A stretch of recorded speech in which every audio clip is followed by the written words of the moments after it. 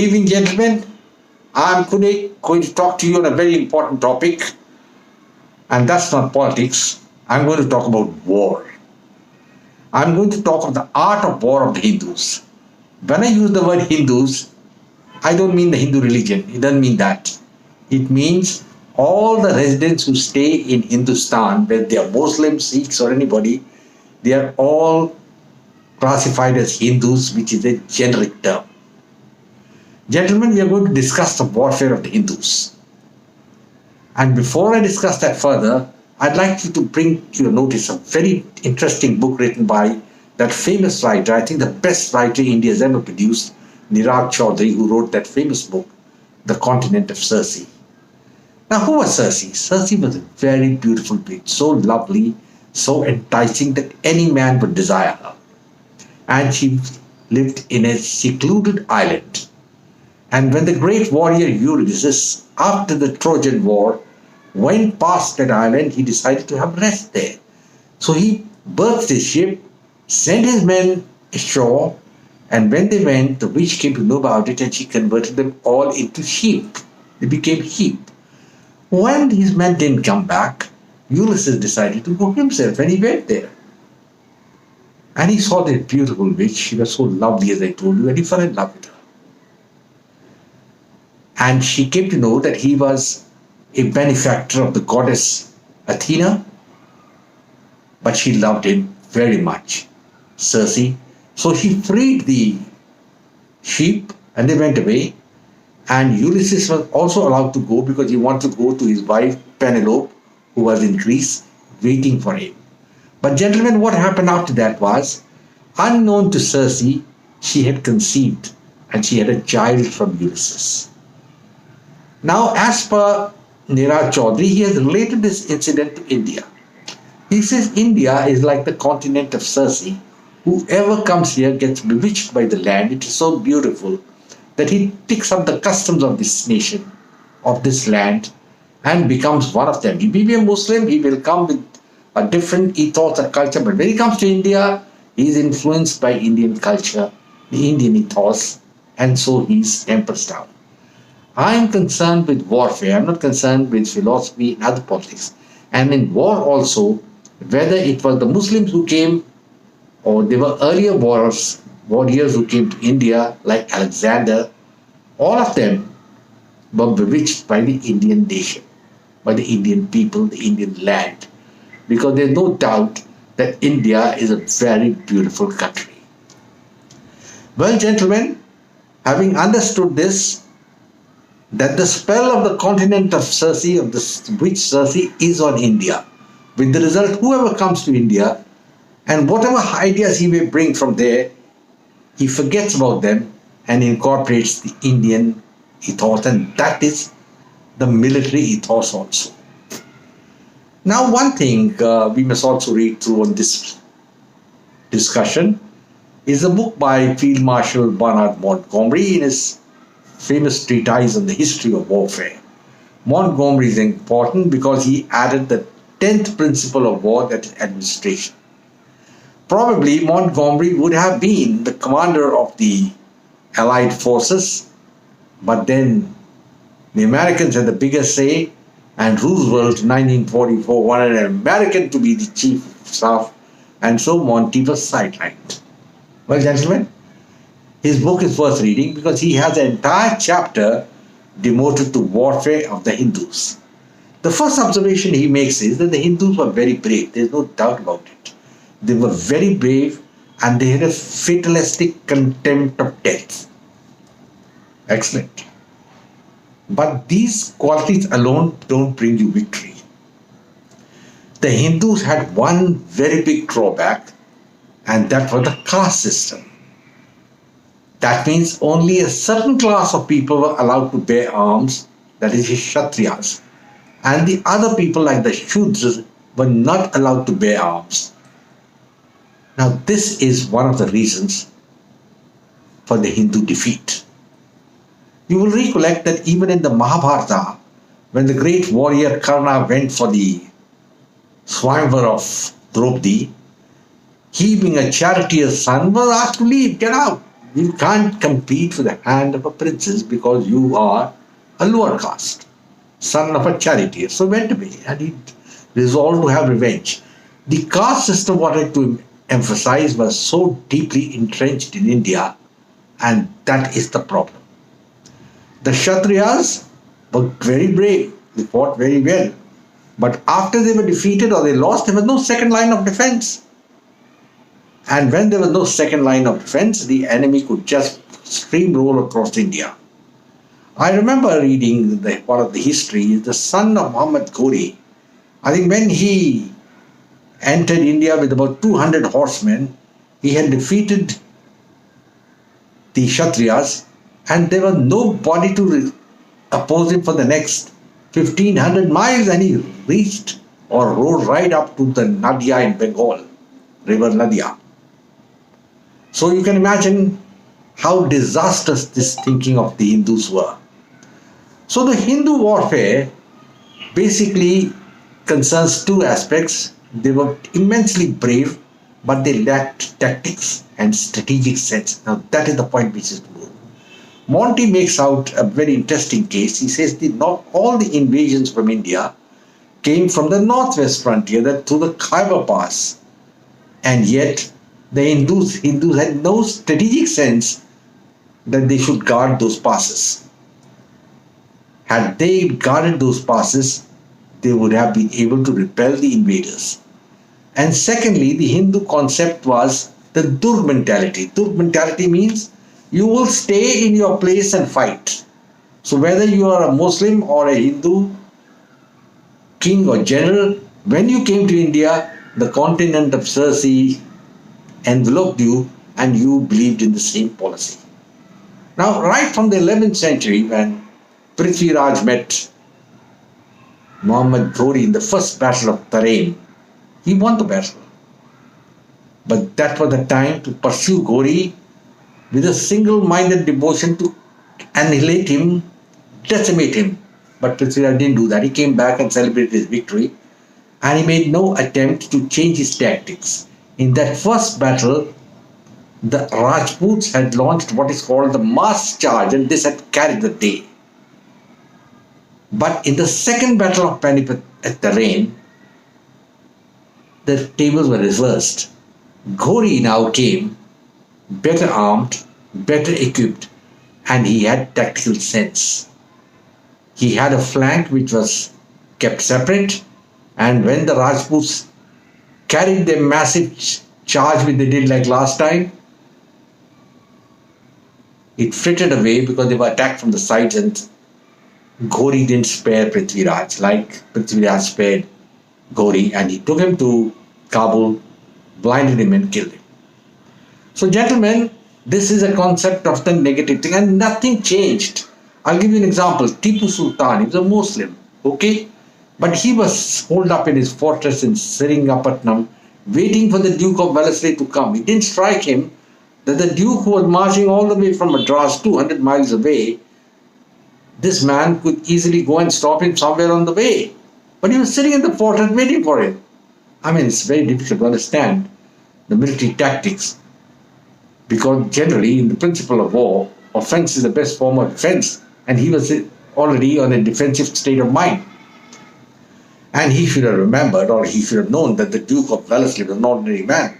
Later on, this man defeated Napoleon and became the Duke of Wellington. So gentlemen, the Hindu tactics basically centered around the defensive fort, which was a disaster. The second thing was there was no uniform suffrage of the soldiers, and fighting was confined to the Kshatriyas and one class, and nobody else fought. And there's another thing, the Hindu tactics were dictated by the elephant. Now till about the 4th century BC, the elephant was very, very successful. And maybe for another 500 years after that. Because when Alexander came and met Porus in the famous battle on the banks of the Jhelum, that is at Hydaspes, he was really surprised to see the elephants coming out of the morning mist. The Greek army was unnerved, And now the Greek writers admit that Alexander was defeated. Yes. And he decided to go away.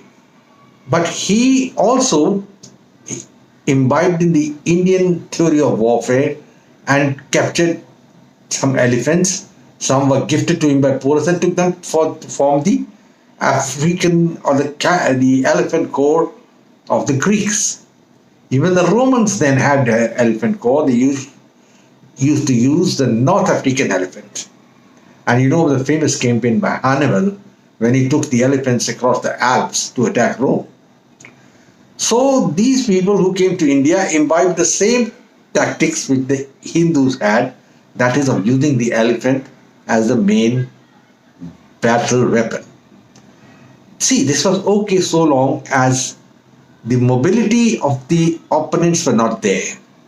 But when the Turkish Arab invaders came to India, they came on horses and they had mobility and they had what are called the archers. And these archers could run around the elephants, shoot their arrows, and the elephants were sitting ducks. Right up to the 11th century, the elephant had sway in India. We hear about Samudragupta, Ashok, Chandragupta. They had massive elephant corps. But these elephant corps couldn't stop Muhammad Ghazni from coming in because there was no strategic sense. Ghazni used to come from the Khyber Pass, but those passes were never defended. And there was no unity against to fight Ghazni, with the result that Ghazni always won 17 campaigns and 17 times he defeated the residents of Hindustan. That is the point to note. So gentlemen, tactics were moribund. The Hindus had very little tactical sense and they made no attempt to improve their cavalry. See, horses were well known in India and horse riders were respected. But the thinking was that the elephant is the main force which is going to stop the enemy. And so deeply ingrained was that when Ibrahim Lodi from the Lodi dynasty decided to fight Babur, who had come all the way from Samarkand, the continent of Sarsi played its part. He was so imbibed or so much enveloped by the philosophy of the land that he also adopted the elephant corps. And the second thing he did was that he decided to stand and fight up at Panipat about 100 miles from Delhi. I mean, it's not understood. Because Babur was coming all the way from Samarkand, and here was this man sitting and waiting for Babur to come in the Battle of Panipat. He was a Muslim, but that has got no meaning. He was a resident of Hindustan. And in that battle, Ibrahim Lodi was killed. The elephants, hearing gunpowder, just ran away because Babur had brought cannon with him, and though these cannons were not very effective, but they created such a lot of sound and noise that the elephants got frightened and ran away. And still nobody thought of changing the tactics. And this was in 1526, the 16th century. And right from the time of Alexander the Great to this period, the elephant was the mainstay of the Indian kings and armies. Rather, the elephants were good in a positional warfare or a fixed place, but when you're going to face archers who have mobility, the Hindu armies were very sluggish. So the principles of war, basically, I feel, were ignored by the Hindus. One of the principles of war is planning and strategic sense. The Hindus didn't have it. The second was flexibility. The Hindus didn't have it. Thirdly was an offensive mindset. The Hindus didn't have it. That is, I mean, the residents of Hindustan, not necessarily the Hindus, the Muslims are the same way. And so on and so forth, it continues. I mean, in the sense that principles of war were perhaps unknown to the Indian kings, or they didn't want to study it. They were talking all the time, the old Mahabharata war, Bhima was a great warrior, Arjuna, this thing, all that fine. But tactics have to change. And elephants were used even in the battle at Kurukshetra, but they were also archers. And archery was somehow neglected as a weapon of war by the Indian kings. So, gentlemen, we can see that there were inherent weaknesses in the Hindu armies. And as far as the Hindu religion is concerned, it played its own part in the defeat of the Indian kings. Even King Dahir, the first time when he met uh, Muhammad bin Qasim, who had come all the way from Saudi Arabia, and in the first battle in Sindh, he had amassed a sizable elephant corps.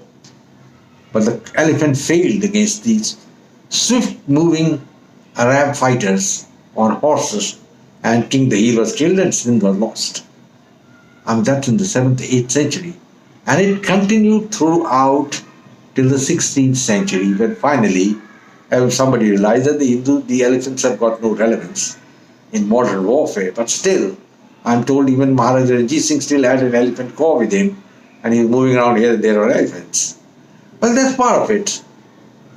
So, gentlemen, it's a very interesting topic, and I would give credit to Niraj Chaudhary to have correlated the continent of Circe to India, that whoever comes to India is bewitched by the land, takes in the same tactics. That is, even the Muslim invaders who came to India, they also took up the same tactics which were there with the Hindu kings, and they lost. You can take the case of Ibrahim Lodi, or you can take anybody else. That means the essence of war, that is offense, was unknown. Even if you look at the famous story with battle between Alauddin Khilji and the Raja or the Rana of Chittor, it's very surprising that if you look at the map, Alauddin was coming all the way from Delhi, which is about 400 to 500 miles away. And here was the Rana just sitting in his fortress waiting for the Alauddin to come. And he went, obviously he had to lose. So he lost. And then, of course, the war was revolutionized when the British East India Company came to India. And at that time, in every battle, the residents of Hindustan lost. Whether the Marathas, the Sikhs, the Mughals, the Vedic Sultans, Hyderabad, the Gurkhas, all lost to the British. So it's not something which one can feel very proud of. I think I was thinking about it because one of my friends said, why don't you write a book on the subject? I think I'll do that.